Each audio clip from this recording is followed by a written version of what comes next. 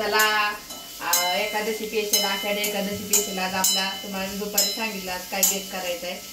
तर उपासाला काय खिचडी खाऊन खाऊन कंटाळा येतोय. तर मस्त हे बघा छान अशी हिरवी मिरची वाटून आहे ना तेलामध्ये, बटाटा बारीक चिरलेला आहे. तर हा चांगला तेलात परतू चांगला बारीक पातळ चिरायचा म्हणजे लगेच शिजतं. आणि शेंगदाणं थोडंसं आणि ओलं खोबरं हे ह्याच्यामध्ये टाकून छान अशी आपल्याला भाजी तयार करून घ्यायची या. आणि मस्त त्यासोबत आपण काय खाणार आहोत ते पण बघूया. तरी भाजी कसे कालून भाकरी खाल्ल्यासारखं पोट भरून म्हणजे झोप चांगली येईल. आणि साबुदाण्याने कसं पोट गच्च होते, एकदा खाल्ला तरी परत खाऊशी वाटत नाही.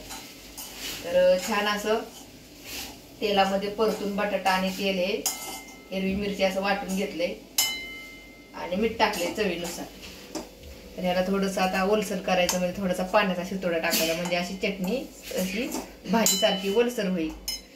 आणि दुसरी गोष्ट साबुदाणा भिजत ठेवला होता, थोडासा तुम्हाला हे करायसाठी ठेवलाय मी, पण वाटायचा आहे.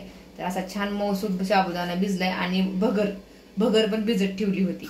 दोन्ही मिळून नका मिक्सरच्या पॉटमध्ये असं मिक्सर वाटून घेतले आपण जसं इडलीला वाटतो तसं.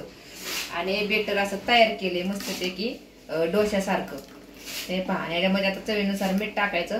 आणि ह्याची भाजी बटाटा शेंगदाणा ओलं खोबऱ्याची भाजी आणि डोसे असं बेत आपला बघा. डोसे आता कसे बनतात, उपासाचे डोसे. आता नॉर्मल याच्यामध्ये पाणी टाकले म्हणजे असं म्हणजे डोश्यासोबत अशी शेंगदाण्याची खोबऱ्याची चटणी कशी होती आणि बटाटा अशी चटणी टाईप आपण ह्याला करून घेतले. आणि थोडं 10 मिनिटाला हळूहळू बारीक गॅसवर ह्याला थोडंसं शिजून द्यायचं म्हणजे अशी छान हिरवी मिरची डायरेक्ट काही नाही केली डायरेक्ट, कारण आता एकतर वातावरण चांगलं नाही. नाहीतर चटणीमध्ये आपण हिरवी मिरची डायरेक्ट वाटूनच तडका मारतो. पण ह्याला थोडीशी त्यालामध्ये परतून घेतली हिरवी म्हणजे पोट पण चांगलं राहतं आणि काही त्रास होत नाही आपल्याला. आता डोस्यात तवा ठेवलाय तापायला. आता डोसं कसं बनतात ते बघूया आणि झटपट डोसं बनवून घेऊया. तर छान असं तेल टाकून घ्यायचं आणि मस्त असे डोसे बनवायचे बघा. एक डोसा काढला ना त्याची जाळी ती ह्याला लगेच बघा असे टाकायचे. आपण जसं डोसा बनवायचे तसंच पळीने असं फिरून घ्यायचे. मस्त ह्याला जाळी पडते. पीठ जरा पातळ ठेवायचं म्हणजे पातळ डोसे लगेच होतात.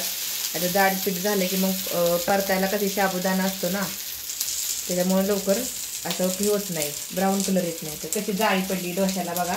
उपासचे डोसे कसे येतात. एक डोसा काढलाय मी. तर छानपैकी असा खमंग डोसा आणि इकडं छान मस्त भाजी पण झाली आपली तयार. तर सगळ्यांनी असाच गरमागरम डोसे करा पटापटा. साबुदाणा थोडा एक अर्धा तास भिजला तरी चालते, भिजलेला तर साबुदाणा असेलच. तर भगर थोडी वेळ आंबळ भाजून डायरेक्ट दळी तरी चालते. 10 मिनिटं कोमट पाण्यात भिजत ठेवा पाण्यात. तर जास्त मस्त असं डोसा बनणार. तर या सगळ्यांनी मस्त उपासाचा डोसा खायला. तर बाय सगळ्यांना.